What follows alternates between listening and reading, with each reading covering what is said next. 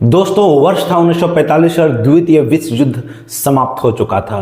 सारे के सारे देश युद्ध की विभीषिका से कराह रहे थे। लाखों लोगों की मौत हो चुकी थी और हजारों घायल पड़े थे। दोस्तों, चाहे वो गरीब देश हो या अमीर देश हो, हर देश की अर्थव्यवस्था तबाह हो चुकी थी और सब कुछ लगभग खत्म हो चुका था। दोस्तों, द्वितीय विश्व युद्ध ने मानवता के माथे पे एक ऐसा घाव दिया था जिसे भर पाना शायद निकट भविष्य में संभव न था। और दोस्तों, द्वितीय विश्व युद्ध के समाप्त होने के कुछ ही समय के बाद शक्तिशाली देशों को भी यह आभास हो ही गया कि युद्ध किसी भी समस्या का समाधान नहीं है। अगर किसी समस्या का समाधान है तो वो शांति है।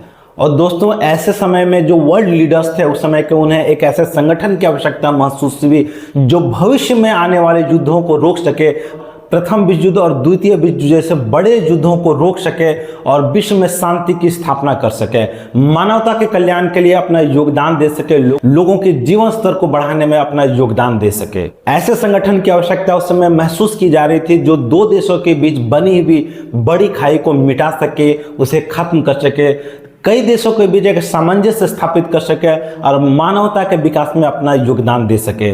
जी हाँ दोस्तों, इन्हीं सोचों का परिणाम था, उस समय के जो वर्ल्ड लीडर्स थे उनके सोच का परिणाम था यूनाइटेड नेशंस यानी संयुक्त राष्ट्र। दोस्तों, संयुक्त राष्ट्र ने अपनी स्थापना के बाद कई सारे युद्धों को रोकने में अपनी महत्वपूर्ण भूमिका निभाई। इतना ही नहीं दोस्तों, जो दो देशों के बीच वैमनस्य की खाई लंबी हो चुकी थी, बड़ी हो चुकी थी, उसे भी पाटने के लिए संयुक्त राष्ट्र संघ ने अपना काफी बड़ा योगदान दिया। संयुक्त राष्ट्र संघ ने कई सारे ऐसे मिशन चलाए कि जो युद्धग्रस्त देश थे भी वहां पे मानवता को मरने से रोका जा सके, लोगों को समय पे दवाइयां पहुंच सके, समय पे मेडिकल सुविधाएं पहुंच सके और वे सुविधाएं लोगों तक जरूर पहुंच सके जो मानव का जीवन जीने के लिए जरूरी है। जी हाँ दोस्तों, संयुक्त राष्ट्र संगठन ने अपनी स्थापना के बाद कई सारे युद्धों को रोकने और टालने का काम किया। इस नाते हम यह समझ सकते हैं कि संयुक्त राष्ट्र संघ ने मानवता की स्थापना में अपना बहुत बड़ा योगदान दिया। दोस्तों, जब संयुक्त राष्ट्र संघ की स्थापना हुई तो सुरक्षा परिषद में जो उस समय के शक्तिशाली देश थे उन्हें अस्थायी सदस्यता प्रदान की गई और जो बाकी देश थे उन्हें उनके टर्म के आधार पर अस्थायी सदस्यता प्रदान की गई। दोस्तों, आपको पता ही होगा कि संयुक्त राष्ट्र संघ में 5 स्थायी और 10 अस्थायी सदस्य होते हैं। दोस्तों, जो संयुक्त राष्ट्र संघ की सुरक्षा परिषद के स्थायी सदस्य हैं उन्हें एक खास किस्म का प्रिविलेज प्राप्त होता है, इसे हम वीटो पावर कहते हैं। यानी कि संयुक्त राष्ट्र की महासभा में अगर कोई भी प्रस्ताव पारित होता है और इन 5 देशों में से किसी भी एक देश को यह प्रस्ताव पसंद नहीं आता है तो वो इसे वीटो कर सकता है। वीटो कर सकता है यानी कि अकेले उसके वीटो में इतनी पावर होती है, अकेले उसके वोट में इतनी ताकत होती है कि चाहे सारा विश्व एक तरफ हो, लेकिन अगर इन 5 स्थायी सदस्यों ने किसी भी मामले को वीटो कर दिया तो वो जो प्रस्ताव है वो संयुक्त राष्ट्र की सुरक्षा परिषद में पास नहीं हो सकता। दोस्तों, क्या आपको पता है कि भारत पिछले कई सालों से संयुक्त राष्ट्र की सुरक्षा परिषद का अस्थायी सदस्य बनने की कोशिश कर रहा है, लेकिन भारत ऐसा क्यों कर रहा है, भारत को ऐसा करने के क्या फायदे होंगे, चलिए आज की वीडियो में हम इस बात का डिस्कशन करते हैं। दोस्तों, इसका जो सबसे पहला रीजन है जिस कारण से भारत संयुक्त राष्ट्र संघ की सुरक्षा परिषद की स्थायी सदस्यता चाहता है वो है वैश्विक मान्यता।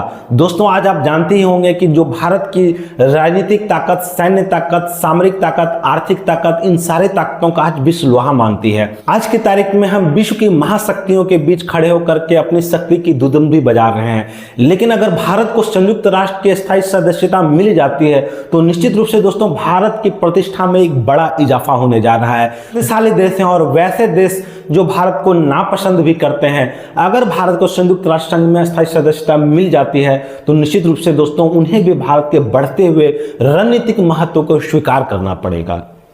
दोस्तों, जो इसका दूसरा कारण है वो है सुरक्षा चिंताएं।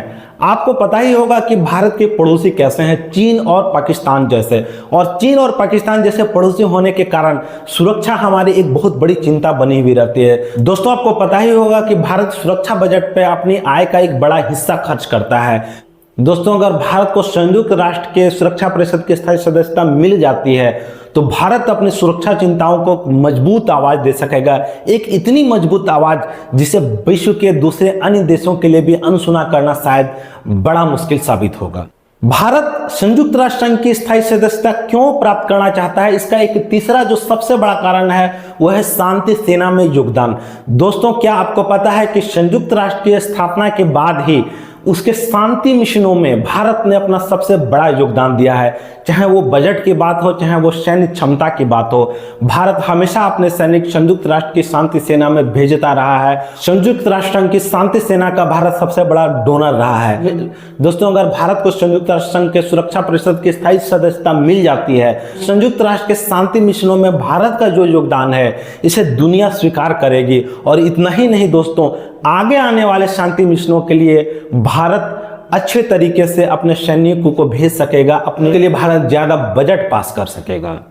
दोस्तों, जब से संयुक्त राष्ट्र संघ की स्थापना हुई है तब से इसमें कोई बड़ा बदलाव नहीं आया है। और दोस्तों, चाहे वो कोई भी संस्था हो, अगर समय के साथ उसमें बदलाव नहीं आएंगे तो उस संस्था का महत्व प्रासंगिक नहीं रह जाएगा। कुछ ही समय बाद वो संस्था अप्रासंगिक हो जाएगी। संयुक्त राष्ट्र संघ के लिए भी ये बात आपको माननी पड़ेगी कि जिन उद्देश्यों के लिए संयुक्त राष्ट्र संघ की स्थापना हुई थी, शायद संयुक्त राष्ट्र संघ उन उद्देश्यों को पूर्ण करने में विफल रहा है, ठीक तरीके से सफल नहीं रहा है। संयुक्त राष्ट्र संघ से विश्व को जितनी अपेक्षाएं थी, शायद यह संस्था उन अपेक्षाओं को पूरा करने में विफल रही है। कई सारे युद्ध, चाहे आप हाल के इजराइल और फिलिस्तीन के युद्ध को ले लीजिए या रसिया और यूक्रेन के युद्ध को ले लीजिए, संयुक्त राष्ट्र संघ इन युद्धों को टालने में विफल रहा है।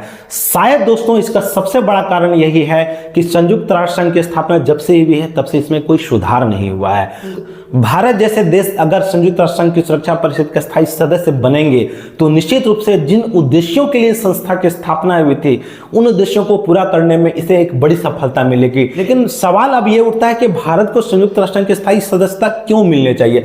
भारत के पास ऐसी क्या खास बात है जो पाकिस्तान या अफगानिस्तान या जो दूसरे देशों के पास नहीं है? तो दोस्तों, इसका जो सबसे बड़ा रीजन है वो है भारत की जनसंख्या। दोस्तों, क्या आपको पता है कि भारत चीन को पछाड़कर आज की तारीख में दुनिया का सबसे ज्यादा जनसंख्या वाला देश बन गया है। विश्व का हर छठा व्यक्ति भारतीय है। जो भारत की जो कुल जनसंख्या है वो 140 करोड़ से भी ज्यादा हो चुकी है। दोस्तों, जो देश विश्व का सबसे ज्यादा जनसंख्या वाला देश है, उसी देश को अगर संयुक्त राष्ट्र संघ की सुरक्षा परिषद में स्थायी सदस्यता नहीं मिलती है तो निश्चित रूप से ये एक बड़े दुर्भाग्य की बात है। भारत को संयुक्त राष्ट्र संघ की सुरक्षा परिषद के स्थायी सदस्यता क्यों मिलनी चाहिए? इसका एक जो दूसरा सबसे बड़ा कारण है वो है भारत की अर्थव्यवस्था। दोस्तों, भारत विश्व की 5वीं सबसे बड़ी अर्थव्यवस्था बन चुका है।